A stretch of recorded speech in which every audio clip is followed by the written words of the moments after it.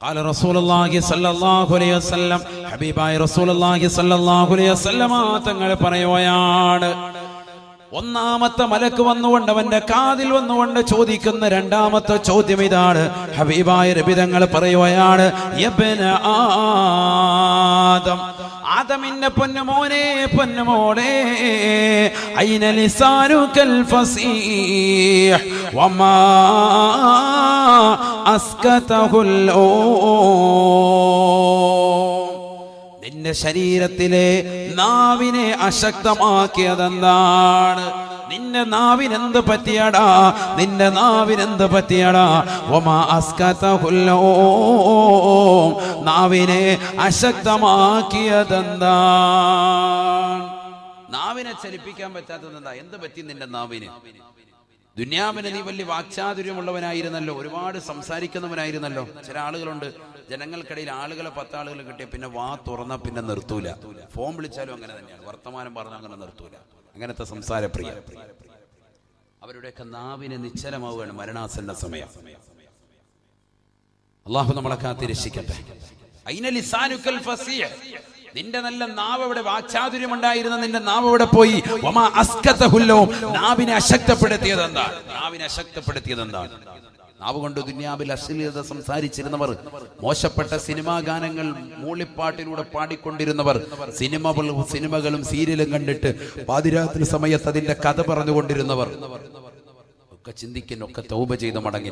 അള്ളാഹു തൗഫീഖ് നൽകട്ടെ. നാവിനെ ശ്രദ്ധിച്ചേ പറ്റൂ. ഹബീബായ റസൂലുള്ളാഹി സ്വല്ലല്ലാഹു അലൈഹി വസല്ലമ തങ്ങളുടെ കലേക്ക് ഒരു മനുഷ്യൻ ഇതാ കടന്നു വരുകയാണ്. ജാഅ റജുലുൻ ഇലൻ നബി സ്വല്ലല്ലാഹു അലൈഹി വസല്ലം, ഹബീബായ റസൂലുള്ളാഹി സ്വല്ലല്ലാഹു അലൈഹി വസല്ലമ തങ്ങളുടെ കലേക്ക് വരുകയാണ്.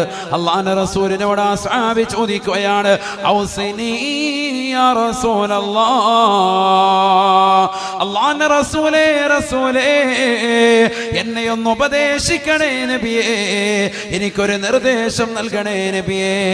ഫഖാല റസൂലുള്ളാഹി സ്വല്ലല്ലാഹു അലൈഹി വസല്ലം, ഹബീബായ റസൂലുള്ളാഹി സ്വല്ലല്ലാഹു അലൈഹി വസല്ലം തങ്ങൾ അദ്ദേഹത്തോട് മുഖത്ത് നോക്കി പറയുകയാണ്, ആഖിദം ബിലിസാനിഹി ബിയദിൽ യുസ്റാ, തന്റെ ഇടത് കൈ കൊണ്ട് നാവിനെ പിടിച്ചുകൊണ്ട് അല്ലാഹുവിന്റെ റസൂൽ പറയുകയാണ്, കുഫൻ കഹാദാ കുഫൻ കഹാദാ,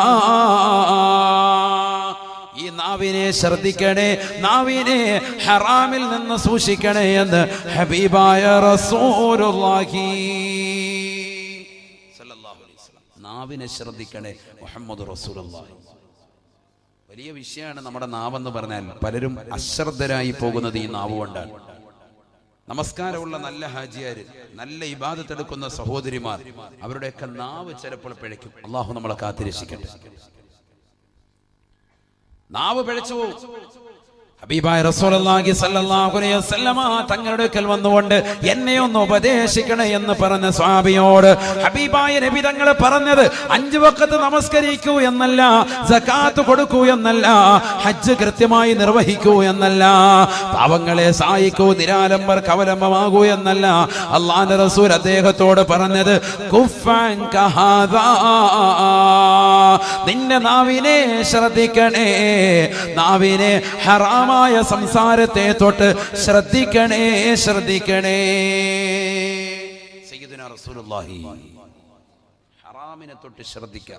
ഹറാം ഒരാളെ കുറിച്ച് പറയാൻ പാടില്ല, ഒരാളെ കുറിച്ച് ഗീബത്ത് പറയാൻ പാടില്ല. ഒരാളെ സദസ്സിലില്ലാത്തപ്പോൾ അദ്ദേഹത്തെ കുറിച്ച് ഗീബത്ത് പറയാൻ പാടില്ല.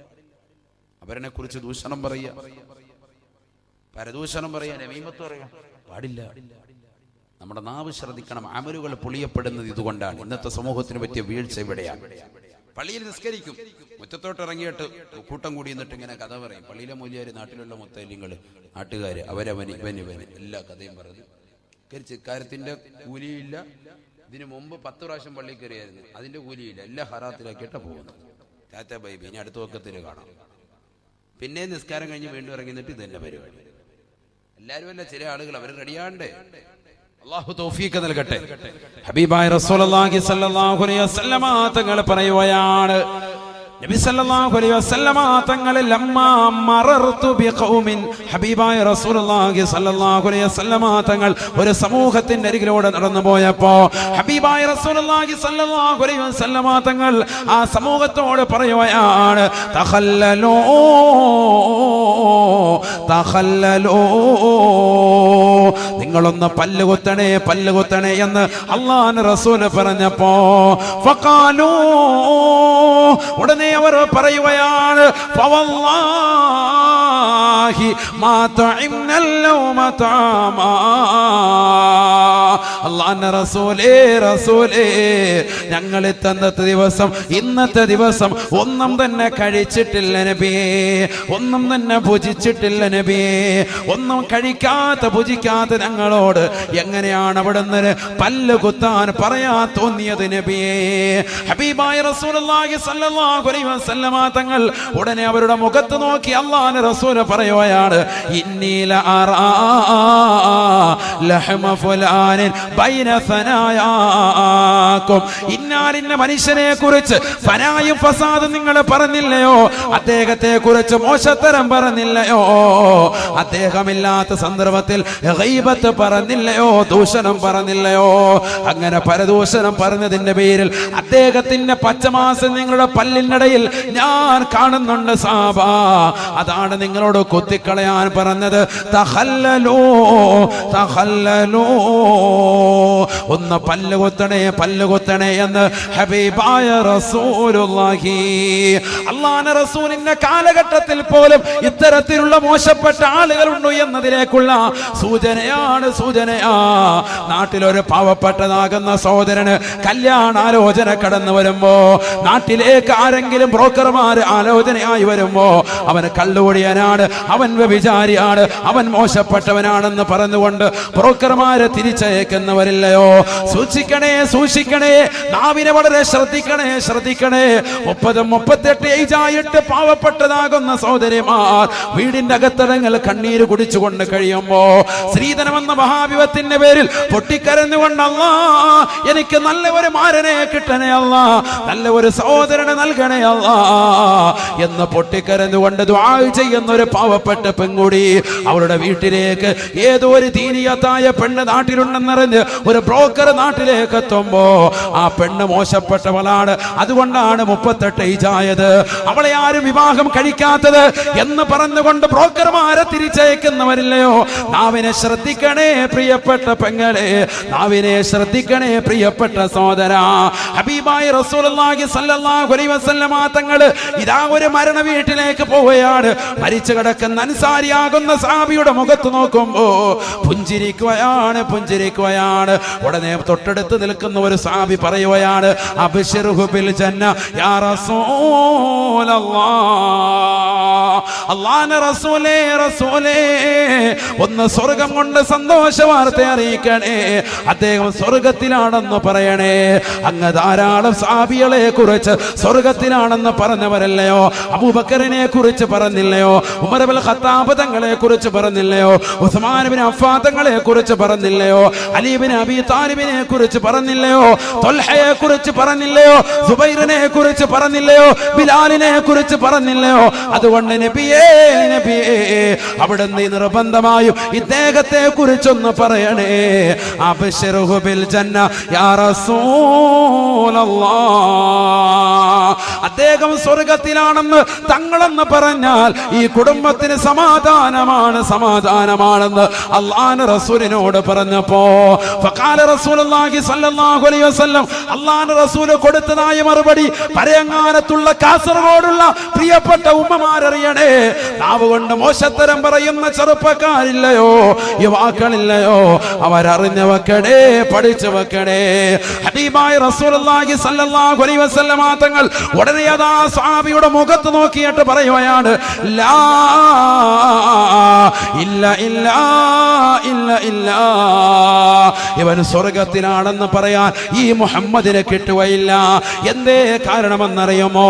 ഫലഅല്ലഹു വയതകല്ലമ ഫീമാ ലാ യഅനി. ആവശ്യമില്ലാത്ത കാര്യങ്ങൾ ജീവിതത്തിൽ അദ്ദേഹം സംസാരിച്ചിട്ടുണ്ടാകാം.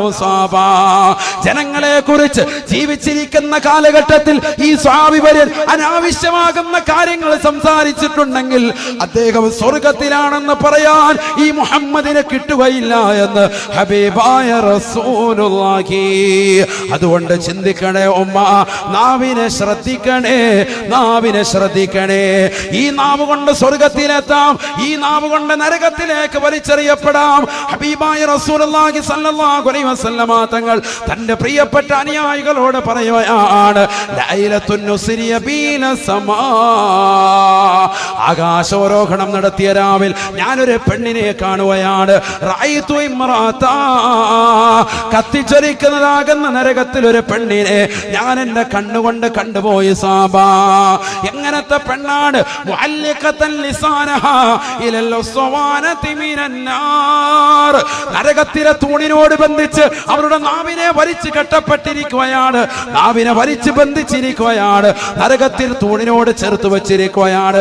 കത്തിച്ചൊലിക്കുന്ന തീനാളങ്ങൾ പാറിക്കുന്നതായ നരകത്തിന്റെ ഭീമാകാരമായ തൂണ്, ആ തൂണിനോട് ബന്ധിച്ച് അവരുടെ നാവിനെ വലിച്ചു കെട്ടപ്പെട്ടിരിക്കുകയാണ്. ഉടനെ തന്നെ ഞാൻ ജിബ്രീലിനോട് ചോദിച്ചു പോയി, മൻ ഹൗലാഇ യാ ജിബ്രീൽ, മൻ ഹാദിഹി യാ ജിബ്രീൽ, ആരാണ് ഈ കൂട്ടർ ജിബ്രീലേ? ഏത് പെണ്ണിനെയാണ് ഇത്ര ബുദ്ധിമുട്ടിൽ ഇത്ര പ്രയാസത്തിൽ ഈ പെണ്ണിനെ ശിക്ഷിക്കുന്നത്? ഏത് പെണ്ണാണെന്ന് ചോദിക്കുമ്പോ ഫഖാല ലി ജിബ്രീൽ അലൈഹിസ്സലാം, ജിബ്രീൽ അലൈഹിസ്സലാം എന്നോട് പറയുകയാണ്, ഹാദിഹി ബദിയത്തുൽ ലിസാൻ